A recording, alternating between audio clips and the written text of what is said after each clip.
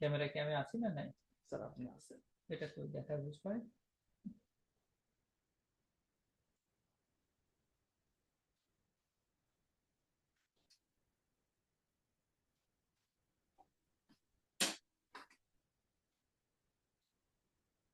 যেখানে স্লাইড আসবে না না? না, আপনার স্লাইডের জন্য উপরের দিকে চলে যেতে হবে স্যার। ও আচ্ছা, আলাদা আলাদা সব। স্যার আপনি ক্লাস শুরু করতে পারেন। আচ্ছা, ফার্স্ট পেজটা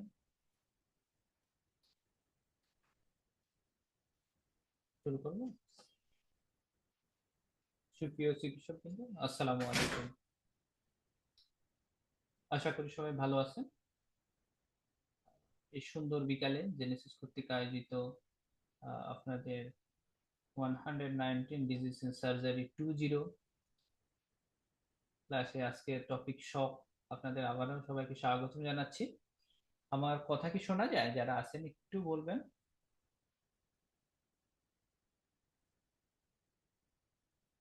আচ্ছা, আমার পরিচয়টা দিয়ে শুরু করি। আমি ডাক্তার আসাদুল্লাহ গালিব। বর্তমানে ইউরোলজির ফেজ বি রেসিডেন্ট হিসেবে আছি জাতীয় কিডনি হাসপাতাল অ্যান্ড ইউরোলজিতে। আপনারা যারা আছেন কাইন্ডলি একটু যদি বলতেন, কথা কি শোনা যায়? হ্যালো?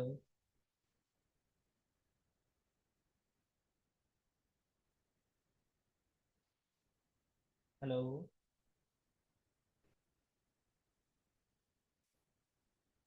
ওকে,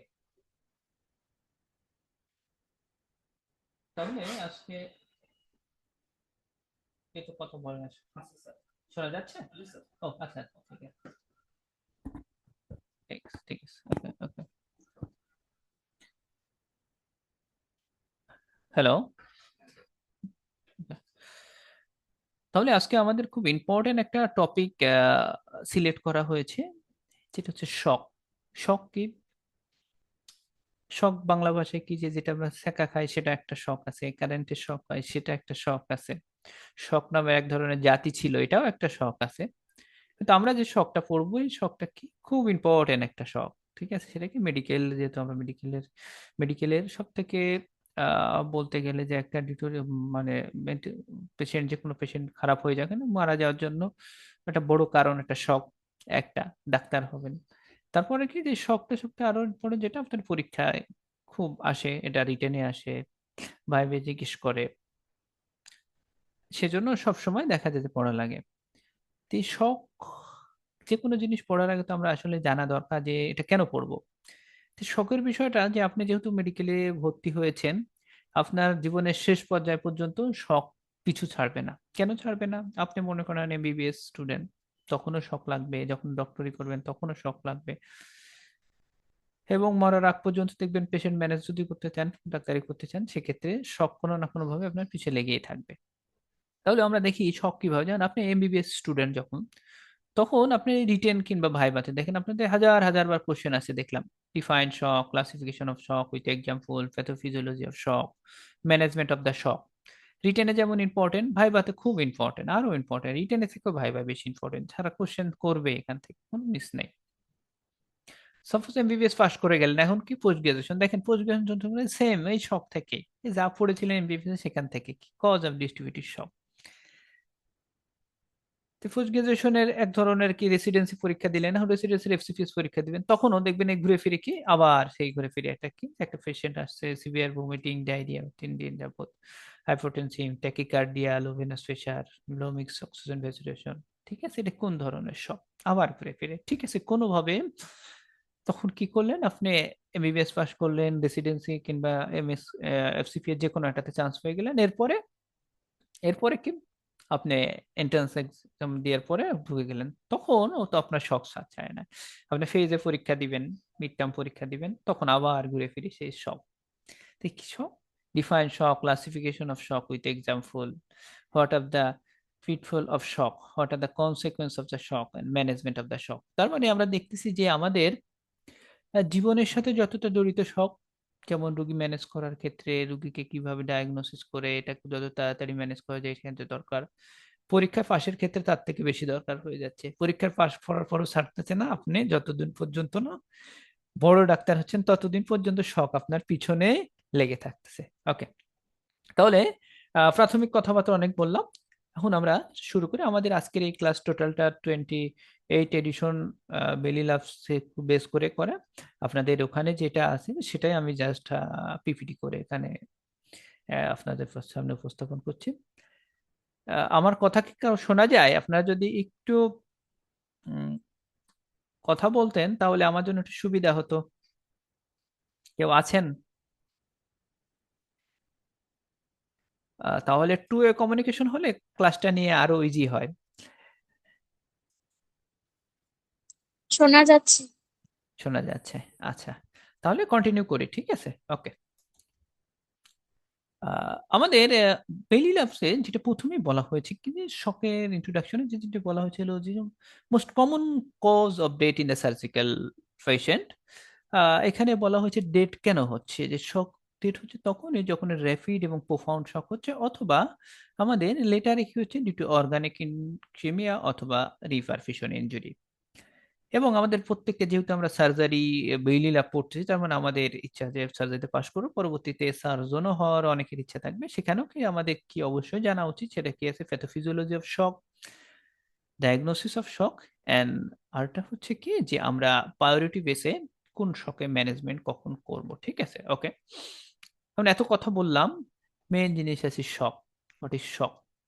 উইথ এ স্যাকা। স্যাকা, এটাও স্যাকা। এটা কি ধরনের স্যাকা? স্যাকা হচ্ছে এটা যে shock is a systemic state of low tissue perfusion that is inadequate for normal cellular expression. এটা হচ্ছে একেবারে বেইলি লাভের একটা হচ্ছে ডেফিনেশন। আপনারা শকের অনেক ডেফিনেশন পড়েছেন, সেটা রবিনসে পড়েছেন, তারপরে আপনারা বেলি লাভসে পড়েছেন, এবং মাইক্রোবায়োলজিতে অনেক সময় শকের ডেফিনেশন কিছু জায়গায় আছে। তা আমি বলবো যে শকের এই এক ডেফিনেশন, বেলি লাভসের যে ডেফিনেশন আছে সেটা অনেক দিন পর্যন্ত লাগে। যারা সার্জারি ফ্যাকাল্টি যাবেন তাদের তো একেবারে পোস্ট গ্রাজুয়েশন পাশ করা পর্যন্ত এই শকের ডেফিনেশন লাগবে, তো এইটাই মুখস্থ করিয়েন। এটা কি যে shock is a systemic state of low tissue perfusion that is inadequate for normal cellular respiration. ছোট্ট একটা লাইন কিন্তু অনেক বড় ভাবাত্মক। একটু বোঝার চেষ্টা করি, চলেন। বোঝার জন্য যেটা বলি সেটা হলো কি যে শকে যে প্রথম জিনিসটা আমরা বললাম সেটা হলো কি যে আমাদের এখানে কি হচ্ছে, আমাদের এখানে যেটা হচ্ছে যে কি লো টিস্যু পারফিউশন। পারফিউশন বলতে কি আমাদের এই অর্গানটাতে কি হচ্ছে, আমাদের ব্লাড ফ্লো দ্য অর্গান আর টিস্যু রিডিউস করতেছে। ব্লাড ফ্লো যদি টিস্যু রিডিউস করে, আমরা জানি যে ব্লাডের মাধ্যমে আমাদের কি হচ্ছে টিস্যুতে অক্সিজেন ডেলিভারি হতো এবং কার্বন ডাইঅক্সাইড ডেলিভারি হতো, অক্সিজেন সরি এবং গ্লুকোজ ডেলিভারি হতো। সেই অক্সিজেন এবং গ্লুকোজ ডেলিভারিটা কমে যাচ্ছে। কমে গেলে তখন আমাদের কি হচ্ছে, আমাদের যে অক্সিজেনের জন্য আমাদেরকে অ্যারোবিক যে মেটাবলিজম হয়, অ্যারোবিক মেটাবলিজম না হয় তখন কি হচ্ছে, আমাদের অ্যানারোবিক মেটাবলিজম হচ্ছে। এবং এই অ্যানারোবিক মেটাবলিজমের কারণে আমাদের কি হয়, এই অ্যানারোবিক মেটাবলিজমের কারণে হচ্ছে কি আছে, ল্যাকটিক অ্যাসিড ফর্মেশন হয়। এবং এই ল্যাকটিক অ্যাসিড পরবর্তীতে আমাদের কি করে আছে, সেলটাকে ডেথ করতে এবং ইরিভার্সিবল ড্যামেজ করার জন্য দায়ী, ঠিক আছে। তাহলে এখানে যদি সব ইয়ে করে যে একটা সিস্টেমিক স্টেট লো টিস্যু পারফিউশন, এটা কি হচ্ছে আমাদের ইনএডুকুয়েট হচ্ছে কি নর্মাল সেলুলার রেসপিরেশন, ঠিক আছে। ওকে, প্যাথোফিজিওলজি অফ শক আপনাদের পোস্ট গ্রাজুয়েশনের আগে এমবিবিএস এ প্যাথোফিজিওলজি স্যারদের যদি ভাইবা বোর্ডে যান, সব সময় দেখবেন একটা খুব কমন কোশ্চেন যে কি what is shock, classification of shock and pathophysiology of শক। তো প্যাথোফিজিওলজিতে যদি আমরা যাই, প্যাথোফিজিওলজিতে কি আছে যে আমাদের এই শকটাকে মোটামুটি তিনটা লেভেলে আমাদের ভাগ করা যায়। একটা হচ্ছে কি আছে সেলুলার লেভেল, আরেকটা হচ্ছে কি আছে মাইক্রোভাস্কুলার লেভেল, আরেকটা হচ্ছে কি সিস্টেমিক লেভেল। এই তিনটা লেভেলে চেঞ্জ হয়, ঠিক আছে। আমরা একটু আগে সামারি বক্সটা পরে দেখি, আমরা আগে একটু একটু দেখে আছি সেলুলার লেভেলে কি হচ্ছে আমাদের। সেলুলার লেভেলে দেখা যায় যে আমাদের কি যে আমরা শক মানে কি বললাম, সেই জায়গায় কি আমাদের পারফিউশন কমে যাচ্ছে। সেলে পারফিউশন কমে যাচ্ছে, অক্সিজেন সাপ্লাই কমে যাচ্ছে, তো কি সেলটা কি হচ্ছে আমাদের অ্যারোবিক টু অ্যানারোবিক মেটাবলিজমের দিকে মুভ করে। অ্যারোবিক থেকে অ্যানারোবিক মেটাবলিজম কি হলো, তখন আমাদের ল্যাকটিক অ্যাসিড প্রোডাকশন হচ্ছে এবং এটা অ্যাকুমুলেশন হচ্ছে। অ্যাসিড যেহেতু জমা হচ্ছে, আমাদের সিস্টেমে কি হচ্ছে মেটাবলিক অ্যাসিডোসিস ডেভেলপ করতেছে।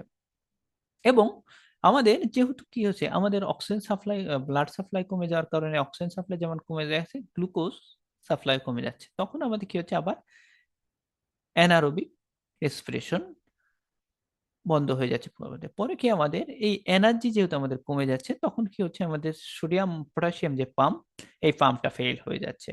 এছাড়াও আরো যে জিনিসটা হয় সেটা হলো কি যে আমাদের যে লাইসোজোম যেটা ছিল, এই লাইসোজোমাল এনজাইম গুলা কি করে, লাইসোসোমাল এনজাইম গুলা রিলিজ হয়। এবং আমরা জানি কি যে লাইসোসোমাল এনজাইম গুলা কি করে আছে, লাইসিস করে কাকে, আমাদের এই সেলগুলাকে। ওকে, এটা হচ্ছে কি সেলুলার লেভেলে। সেলুলার লেভেলে যদি আমরা একটু ছবিতে একটু দেখে নিই যে এখানে কি আছে, যে অক্সিজেন যাচ্ছে না, গ্লুকোজ যাচ্ছে না, জন্য অ্যানারোবিক ল্যাকটেট হচ্ছে, পিএইচ কমে যায়, অ্যাসিডোসিস, অ্যাসিডোসিস হলে আমাদের কি হচ্ছে, সোডিয়াম পটাশিয়াম পাম্প ফেল হচ্ছে। এবং পরবর্তীতে আমাদের যেটা হচ্ছে কি যে লাইসোসোমাল এনজাইম গুলো আসার পরও কি আছে, সেলটাকে লাইসিস করতেছে। এবং লাইসিস করলে আমাদের লাস্টে যেটা হয় সেটা হলো কি, আমাদের সেল থেকে যে পটাশিয়াম থাকে, পটাশিয়াম ব্লাড স্ট্রিমে অনেক বেশি বের হয়ে যায়। ঠিক আছে, ওকে। এরপরে আছে কি ভাস্কুলার লেভেল বা মাইক্রোভাস্কুলার লেভেলে কি হচ্ছে। মাইক্রোভাস্কুলার লেভেলে যেটা হয় সেটা হলো কি, টিস্যুতে আমাদের ইসকেমিয়া মানে হাইপোক্সিয়া ডেভেলপ করতেছে, অ্যাসিডোসিস ডেভেলপ করছে কি অ্যানারোবিক মেটাবলিজমের ফলে।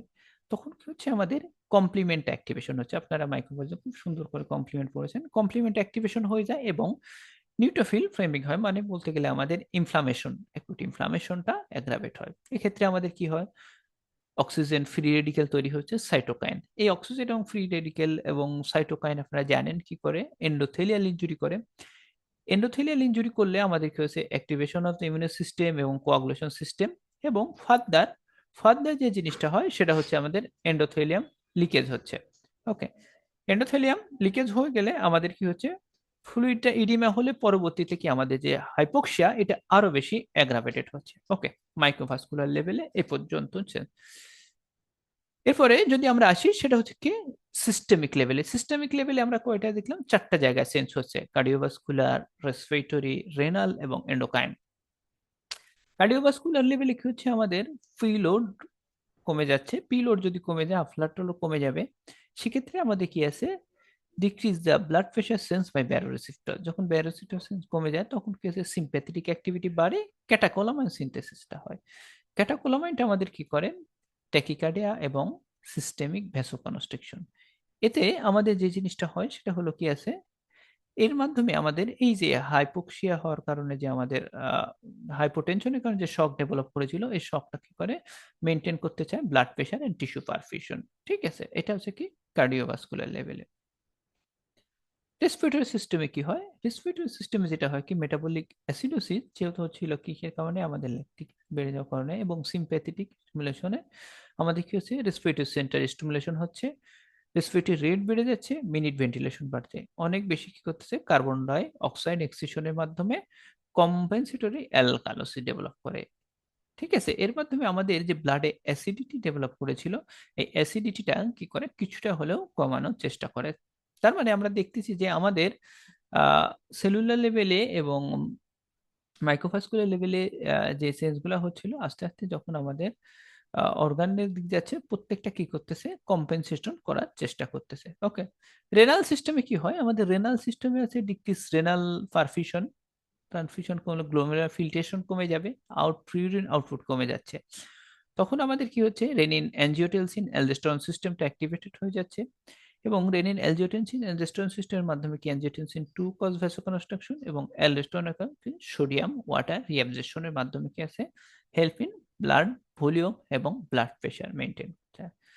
এন্ডোক্রাইন সিস্টেমে সেখানে কি হচ্ছে, আমরা দেখতেছি কি পিলোডটা কমে যাচ্ছে। পিলোডটা কমে গেলে কি হচ্ছে, এন্ডোক্রাইন রিসপন্স অ্যাক্টিভেশন হলে কি হচ্ছে, এন্ডোক্রাইন কি হরমোন, অ্যান্টিডায়াবেটিক হরমোন।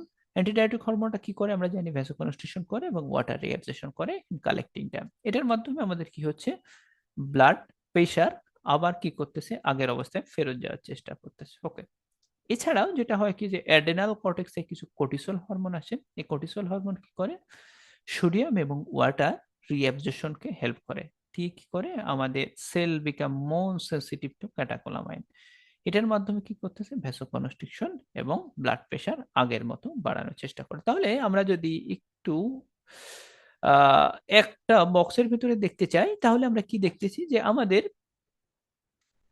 এই প্যাথোফিজিওলজিতে তিনটা লেভেলে, সেলুলার লেভেলে, মাইক্রোভাস্কুলার লেভেলে এবং সিস্টেমিক লেভেলে। তো সেলুলার লেভেলে যেটা হচ্ছিল, আবার সামারি করি, সেটা হচ্ছে কি, পারফিউশন কমে যাচ্ছে, অক্সিজেন সাপ্লাই কমে যাচ্ছে, অ্যারোবিক থেকে অ্যানারোবিকে চলে যাচ্ছে। তখন আমাদের কি হচ্ছে, ল্যাকটিক অ্যাসিড অ্যাকুমুলেশন হচ্ছে, এবং ল্যাকটিক অ্যাসিডের অ্যাকুমুলেশন করে অ্যাসিডোসিস, পিএইচ কমে যাওয়ার কারণে সোডিয়াম পটাশিয়াম পাম্প ফেল করতেছে, এনার্জি প্রোডাকশনের ক্ষমতা কমে যাচ্ছে, লাইসোসোমাল এনজাইমগুলো রিলিজ হচ্ছে এবং সেলটাকে লাইসিস হয়ে যাচ্ছে।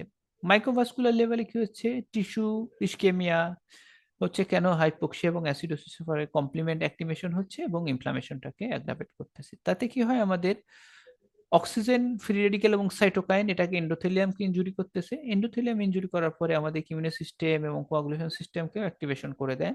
সাথে হয় কি, এন্ডোথেলিয়াম ইনজুরির কারণে আমাদের কি হচ্ছে, অনেক বেশি ফ্লুইড লিকেট হচ্ছে এবং হাইপোক্সিয়া কি করতেছে, আরো বেশি অ্যাগ্রাভেট হচ্ছে।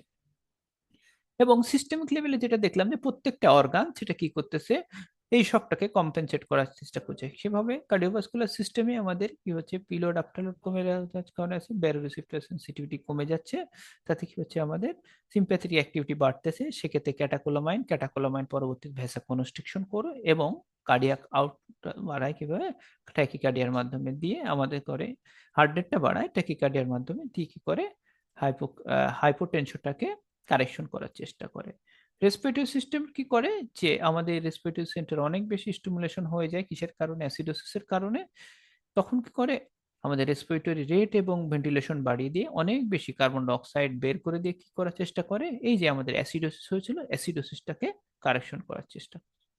আবার রেনাল সিস্টেমে যেটা কি হচ্ছে, রেনাল সিস্টেমে কি আছে, রেনাল পারফিউশন কমে যাওয়ার কারণে আমাদের অ্যানজিওটেনসিন অ্যালডোস্টেরন মেকানিজম যেটা আছে, রেনিন অ্যানজিওটেনসিন অ্যালডোস্টেরন মেকানিজম, এটা অ্যাক্টিভেশন হচ্ছে। এটার মাধ্যমে কি আছে, ভ্যাসোকনস্ট্রিকশন এবং সোডিয়াম ওয়াটার রিঅ্যাবজর্পশনের মাধ্যমে আমাদের শকটাকে কম্পেনসেট করার চেষ্টা করে। আবার এন্ডোক্রাইন সিস্টেমে কি আছে, এন্ডোক্রাইন সিস্টেম স্টিমুলেশন হলে আমাদের কিছু হরমোন রিলিজ হচ্ছে, যেমন অ্যান্টিডায়োটিক হরমোন এবং কর্টিসল। অ্যান্টিডায়োটিক হরমোন কি করে আমরা জানি, সেটা হচ্ছে কি সোডিয়াম এবং ওয়াটার রিঅ্যাবজর্পশনটাকে হেল্প করে, এবং কর্টিসলটা কি করে, আমাদের সোডিয়াম এবং ওয়াটার রিঅ্যাবজর্পশনকে হেল্প করে। ওকে, প্যাথোফিজিওলজি কি বুঝতে পেরেছেন আপনারা যারা আছেন?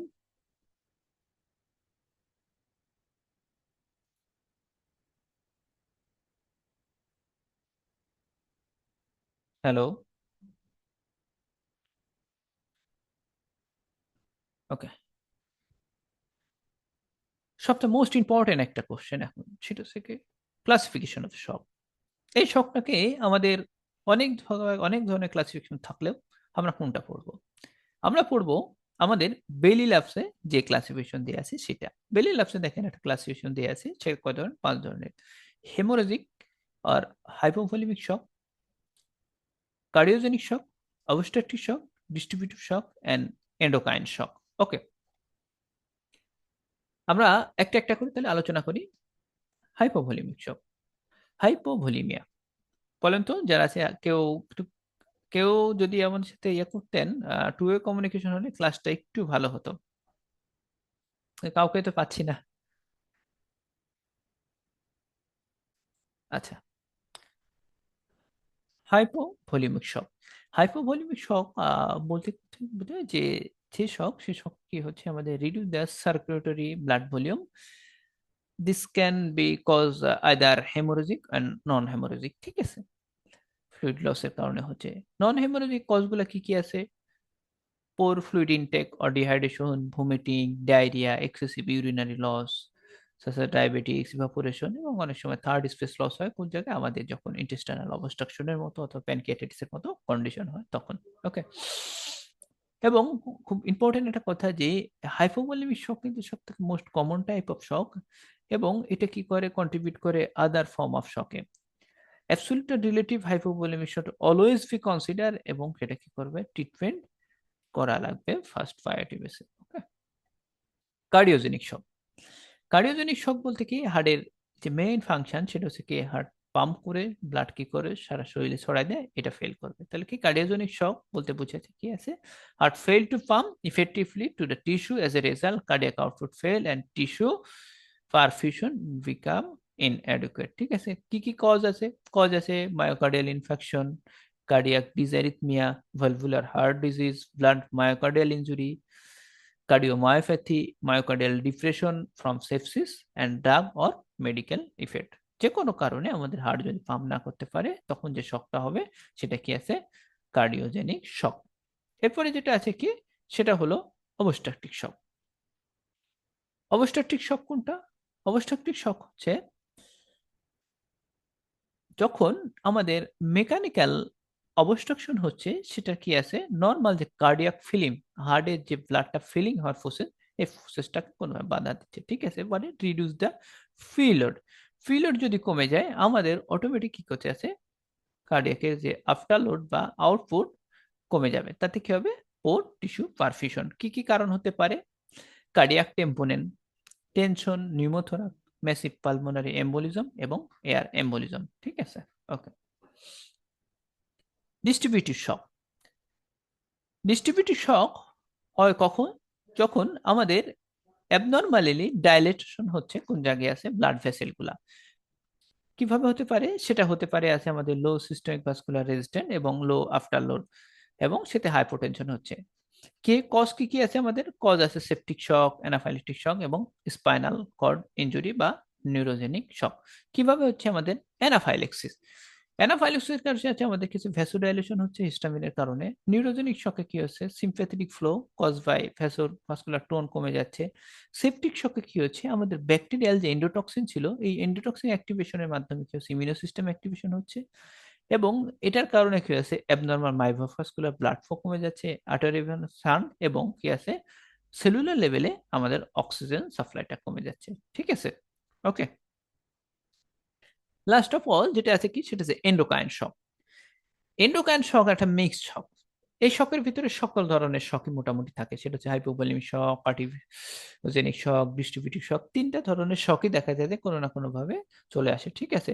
এটা কি হচ্ছে, হরমোনাল ডিসঅর্ডারে ইফেক্টিভ কি আছে, ভাস্কুলার টোন কমে যেতে পারে, কার্ডিয়াক ফাংশন কমে যেতে পারে, এবং ফ্লুইড ইমব্যালেন্সের মাধ্যমে হতে পারে। কমন কজ কি কি আছে, কমন কজ যদি আমরা বলি, সেক্ষেত্রে কমন কজ যেগুলো আছে, হাইপোথাইরয়েডিজম এর কারণে হতে পারে, হাইপারথাইরয়েডিজম অথবা থাইরোটক্সিকোসিস হতে পারে, আরটা কি হতে পারে, অ্যাড্রেনাল ইনসাফিসিয়েন্সিতে হতে পারে, ঠিক আছে। ওকে, তাহলে আমরা যদি একটু সামারি করি, যারা আছেন একটু বলতে পারেন সামারিতে টাইপ অফ শক কি কি বললাম।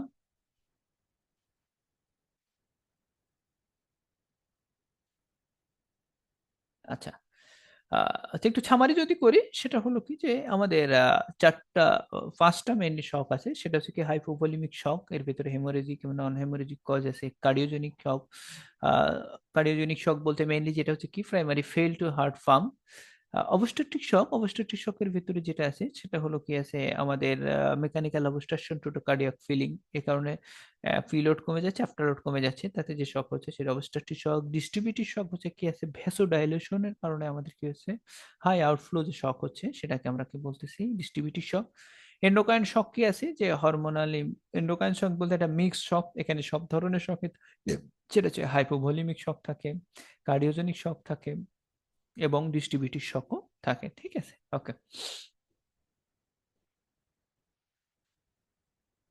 Recognition and diagnosis of shock, এটা কি আছে, যে আমরা কিভাবে বুঝবো এবং ডায়াগনোসিস করব, সেটা কি আমাদের কয়েকবার, এটা আরেকটা ভাবে করা যায়, এটা আছে টাইপ অফ শক, এভাবে, ঠিক আছে। এটা হচ্ছে কি, একটা আছে কি কম্পেনসেটেড শক। কম্পেনসেটেড শক বলতে যেটা বোঝায়, সেটা হচ্ছে কি আছে, যখন আর্লি স্টেজ অফ শকে বডি কি করে, আমাদের এই ব্লাড ফ্লোটাকে টু দ্য ভাইটাল অর্গানে সবসময় মেনটেন করার চেষ্টা করে। এই মেনটেন করার চেষ্টা করার জন্য আমাদের কি করে, মেনটেন করার জন্য আমাদের যেগুলা তুলনামূলক একটু কম ইম্পর্টেন্ট, কিংবা হচ্ছে মোটামুটি মেন ভাইটাল অর্গানের থেকে একটু কম গুরুত্বপূর্ণ বেঁচে থাকার জন্য, সেই অর্গানগুলোতে কি করে আছে, আমাদের ব্লাড সাপ্লাই কমাই দেয়। কিভাবে, সেটা হচ্ছে কি, যে আমাদের কার্ডিওভাস্কুলার এবং এন্ডোক্রাইন রেসপন্সের কারণে ভ্যাসোকনস্ট্রিকশন হচ্ছে, এবং ব্লাড ফ্লো কমে যাচ্ছে কোথায়, স্কিন, মাসেল এবং গ্যাস্ট্রো ইন্টেস্টাইনাল ট্র্যাকে, ঠিক আছে। ওকে, এতে আমাদের কি হচ্ছে, এই কম্পেনসেটরি শকে আমাদের central blood flow is preserve, and clinically কিছু সাইন সিমটম অনেক সময় দেখা যায়। সেটা কি হচ্ছে, টেকিকার্ডিয়া দেখা যায়, পোর পেরিফেরিটা কুল হয়ে যায় যেহেতু ভ্যাসোকনস্ট্রিকশন হচ্ছে, এবং হচ্ছে few or no obvious sign of hypovolaemia, অনেক সময় পাওয়া যায়, অনেক সময় পাওয়া যায় না, ঠিক আছে। ওকে, আমরা যদি দেখি তাহলে কি আছে, কম্পেনসেটেড শক কি হচ্ছে, কার্ডিওভাস্কুলার প্লাস এন্ডোক্রাইন কম্পেনসেশনের মাধ্যমে কি হচ্ছে, ব্লাড ফ্লো প্রিজার্ভ হচ্ছে ভাইটাল অর্গান। ভাইটাল অর্গান বলতে আমাদেরকে ব্রেন, লাং, কিডনি, এগুলোতে কি আছে, ব্লাড ফ্লোটা কন্টিনিউ থাকতেছে, কিন্তু ব্লাড ফ্লোটা কমে যাচ্ছে কিন্তু নন এসেনশিয়াল টিস্যু, যেমন কি আছে স্কিন, মাসেল এবং গ্যাস্ট্রোইন্টেস্টাইনাল ট্র্যাক্ট। তো এখানে কিছু কিছু সাইন সিমটম যদিও অবভিয়াস না হলেও কিছু সাইন সিমটম যেমন পেরিফেরাল ভ্যাসোকনস্ট্রিকশন হচ্ছে, ট্যাকিকার্ডিয়া বা পেরিফেরাল কুলিং হচ্ছে, এবং ভাইটাল প্যারামিটার অলমোস্ট নর্মালি থাকে, ঠিক আছে। কিন্তু যদি কোনো কারণে যে এটা অকাল পারমিশন থেকে যায়, সেক্ষেত্রে কি অ্যানারোবিক মেটাবলিজম হয়, অ্যানারোবিক মেটাবলিজম মেটাবলিক অ্যাসিডোসিস হবে, ইনফ্লামেশন, ইসকেমিয়া হবে এবং টিস্যু ড্যামেজ। যদি আমরা প্রলং টাইম ধরে শক কারেকশন না করি, সেক্ষেত্রে আমাদের কি হবে, ইনকিস মর্টালিটি, ইনকিস ইনফেকশনস, এবং পরে মাল্টি অর্গান ফেইলর। ওকে, কম্পেনসেশন যদি কোনো কারণ ফেল হয়, তার পরবর্তীতে স্টেপ যাবে, সেই স্টেপটা আমরা বুঝে কি আছে, ডিকম্পেনসেটেড শক, ঠিক আছে। এটা কি হচ্ছে, ডিকম্পেনসেট ফর ফার্দার লস, শক ছিল কম্পেনসেট করতে পারেনি এবং আরো লস হয়েছে সার্কুলেটরি ভলিউম। সেক্ষেত্রে আমাদের কি করতেছে, বডি আর অ্যাবিলিটি থাকে না কি করে কম্পেনসেটেড করার জন্য, ঠিক আছে। তো কম্পেনসেটেড ফেল হলে প্রোগ্রেসিভ ডিটিরিয়েশন হবে কি, তখন যেটা সার্ভাইভ করেছিল রেনাল সিস্টেম, রেসপিরেটরি সিস্টেম এবং কার্ডিওভাস্কুলার সিস্টেম। এখানে একটা জিনিস খুব ইম্পর্টেন্ট, সেটা হচ্ছে যদি 50% of the circulatory volume loss usually manage normal compensatory mechanism, কিন্তু কোনো কারণে যদি 30 থেকে 40% সার্কুলেটরি ভলিউম লস হয়ে যায়, সেক্ষেত্রে কি এই নর্মাল কম্পেনসেটরি মেকানিজমের মাধ্যমে কি হতে পারে না, আর এই শকটা রিকভারি করতে পারে না, ঠিক আছে। ওকে, তাহলে আমি যদি সামারি করি এখানে, তাহলে কি শক কম্পেনসেশন করতে পারে নাই, আর কি হচ্ছে further loss of the circulatory volume, compensatory mechanism fail, decompensated shock কি হচ্ছে, progressive organ dysfunction, renal decompensation, respiratory decompensation, cardiovascular decompensation, এবং blood pressure begin to loss, severe hypoperfusion, এবং risk of organ failure and last death কখন হবে, যখন 30 থেকে 40% blood loss হবে, ঠিক আছে। ওকে, 50% হয়ে গেলে এটা কি করা, কম্পেনসেশন করার সুযোগ থাকে। এখন আরেকটা আছে কি, টাইপ অফ শকের ভিতরে অ্যাকর্ডিং টু দ্য সিভিয়ারিটি, আপনাদের অনেকবার কোশ্চেন আছে, সেটা হলো কি টাইপ কি আছে কি, তিনটা টাইপ আমরা বলি, সেটা হচ্ছে কি আছে, মাইল্ড, মডারেট এবং সিভিয়ার। মাইল্ড অথবা কম্পেনসেটেড শক, সেম কথা, যে কি মাইল্ড আর কম্পেনসেটেড শক বলতে আর্লি স্টেজ অফ শক আর বডি স্টিল কি করে able to maintain blood pressure. এখানে কি আছে, যেহেতু বডি কি করে কম্পেনসেট করার চেষ্টা করে, কিন্তু তবুও কিছু সাইন সিমটম থাকে, সেটা হচ্ছে ট্যাকিকার্ডিয়া থাকে, ট্যাকিপনিয়া থাকে, ইউরিন আউটপুট অল্প একটু রিডিউস হয়, মাইল্ডলি শ্বাস থাকে পেশেন্ট, মেনটেন ব্লাড প্রেশার, কিন্তু পেরিফেরিটা একটু কুল হয়ে থাকে, এবং প্রলং ক্যাপিলারি টাইমটা। এন্ড কি যে mild compensated shock, body still remain maintain blood pressure, কিন্তু কিছু কিছু ক্লিনিক্যাল ফিচার থাকে, tachycardia, tachypnoea, mild loss of urine output কমে গেছে, পেরিফেরিটা কুল থাকতেছে, এবং prolong capillary filling time. Okay, moderate shock, moderate shock কি হচ্ছে, as a shock,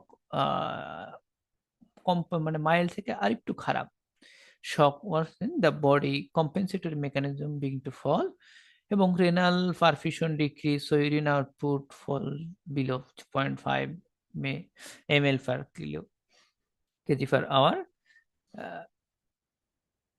indicate significant renal hypoperfusion, ঠিক আছে। দ্য পেশেন্ট ডেভেলপ কি আছে, tachycardia, blood pressure start to fall, এবং ওটা কি আছে নিউরোলজিক্যাল চেঞ্জ কিছু ডেভেলপ করে, তখন কি ছিল, শুধু অ্যানসিয়াস ছিল, এখন কি হচ্ছে ড্রাউসি এবং মাইল্ড কনফিউশন, ঠিক আছে। তাহলে কি যে progression of the shock, renal compensatory mechanism fail হবে, রেনাল পারফিউশনটা কমে যাবে, ইউরিন আউটপুট কি করতেছে, যদি 0.5 ml পার কেজি পার আওয়ারে কমে যায়, ফার্দার ট্যাকিকার্ডিয়া হচ্ছে, ব্লাড প্রেশার ফল করছে, সেরিব্রাল পারফিউশনটা কমে যাচ্ছে, পেশেন্টটা কি হচ্ছে ড্রাউসি এবং মাইল্ড কনফিউশন। সিভিয়ার শক, সিভিয়ার শক বলতে যেটা বলছে কি আছে, মাইল্ড মডারেট, আস্তে আস্তে আমরা খারাপের দিকে যাচ্ছি। Severe shock is a critical stage হয় the compensation has largely failed, the patient develop profound tachycardia এবং মার্ক হাইপোটেনশন।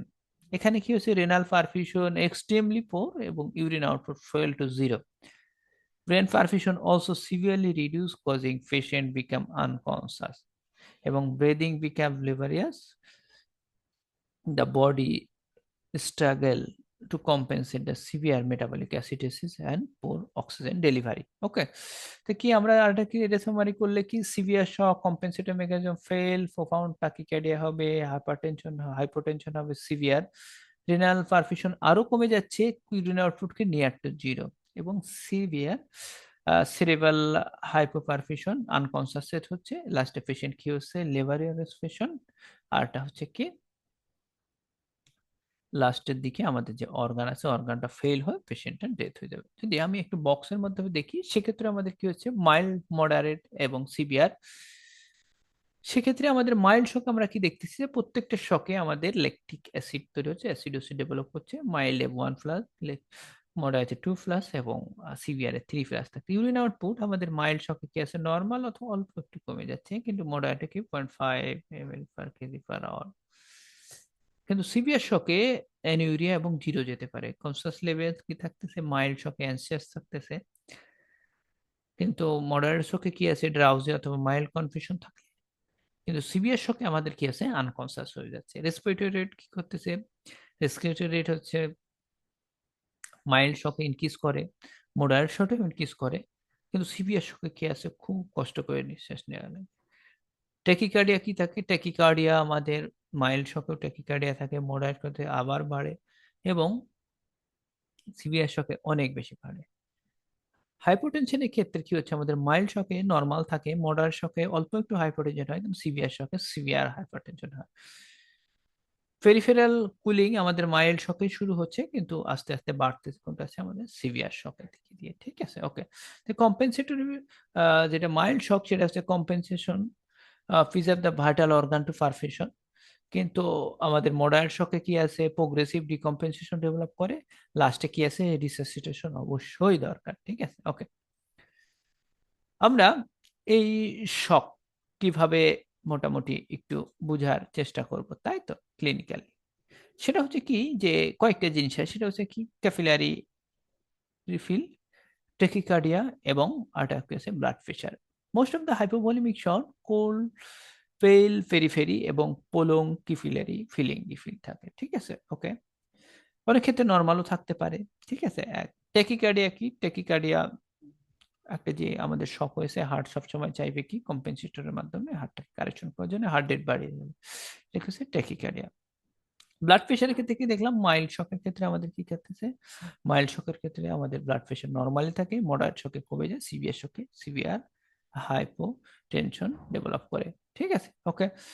তাহলে এখানে এটাই বলা হয়েছে যে এই ক্লাসিক্যাল সিনড্রোম সবসময় পাওয়া যায় না। ঠিক আছে, অনেক সময় ক্লিনিক্যালি মিসও হয়ে যায়। ঠিক আছে, সেক্ষেত্রে আমাদের কি আছে ক্যাপিলারি রিফিল, এটা হতে পারে, আরটা হতে পারে কি আছে ট্যাকিকার্ডিয়া এবং লাস্ট ব্লাড প্রেশার। ঠিক আছে, কনসিকুয়েন্স অফ শক, এই শকটা আছে আমি ট্রিটমেন্ট যদি না করি, ঠিক আছে ম্যানেজমেন্ট না করি, ঠিক আছে বুঝলামই না কি হলো কি হবে, তখন যে সমস্যাটা হবে সেটা হলো কি আছে আনরিসাসিটেবল শকে চলে যেতে পারে। সেটা হচ্ছে prolong shock can cause severe cellular ischaemia leading to reversible cell death এবং loss of the body compensatory mechanism. At this stage, the patient become unresuscitable, meaning fluid, ionotrope, and vasopressors no longer work effectively. Poor coronary perfusion, severe acidemia, and hyperkalemia depress the heart, causing the low cardiac output. Peripheral blood vessel also stop responding properly, leading worsening of hypotension. ঠিক আছে, এরপরও রয়ে গেল। এরপরে আমাদের আরেকটা থাকলো, সেটা কি কি ischaemic reperfusion injury. Suppose when the blood flow is restricted of the period of ischemia, reperfusion injury হচ্ছে কিভাবে হচ্ছে যে acid potassium inflammatory mediatory complement neutrophil and microvascular thrombi কোথায় যাচ্ছে enter into the systemic circulation and damage করে কোনটা আছে damage the distance organ such as lung kidney and brain. এটার কারণে আমাদের কি হচ্ছে this can lead acute lung injury, acute kidney injury, cerebral oedema, multiple organ failure and death. Okay, multiple organ failure কি হচ্ছে কি মাল্টিপল অর্গান ফেলিওর বলতে বুঝাচ্ছে টু আর মোর অর্গান ফেল হচ্ছে। Treatment is mainly supportive including ventilation, cardiovascular support, dialysis বা হেমোফিলট্রেশন। Prevention depend on the early recognition and aggressive of the reversible stress. ঠিক আছে, কি কি মাল্টিপল অর্গান ফেল হতে পারে সেটা হচ্ছে কি কার্ডিওভাস্কুলার সিস্টেমে কার্ডিয়াক ফেলিওর, লাংসে অ্যাকুইট রেসপিরেটরি ডিস্ট্রেস সিম্পটম, কিডনিতে অ্যাকুইট রেনাল ইনসাফিসিয়েন্সি, লিভারে লিভার ফেলিওর অ্যান্ড কোয়াগুলোপ্যাথি, আর লাস্টে কি আছে আমাদের ব্রেনে আছে সেরেব্রাল সোয়েলিং আর ডিসফাংশন। ওকে, আজকে আমরা শকটা পড়লাম, যে শক কি, শকের প্যাথোফিজিওলজি কি, শকের ক্লাসিফিকেশন কি, শকের ক্লিনিক্যাল ফিচার কি, এবং আমরা শক যদি ট্রিটমেন্ট না করি কনসিকুয়েন্স হিসেবে কি আসে। আমরা সামনের দিন যখন হেমোরেজটা করবো, হেমোরেজের সাথে আমরা কি করব, শকটাকে ম্যানেজমেন্ট যেটা আছে ম্যানেজমেন্ট পোর্শনটা পড়ে ফেলবো। আপনারা যারা আছেন কেউ কোনো কথা বললেন না, এখন যদি একটু কথা বলতেন যে আমার, আপনার কি কিছু বুঝেছেন, না কেউ ছিলেনই না?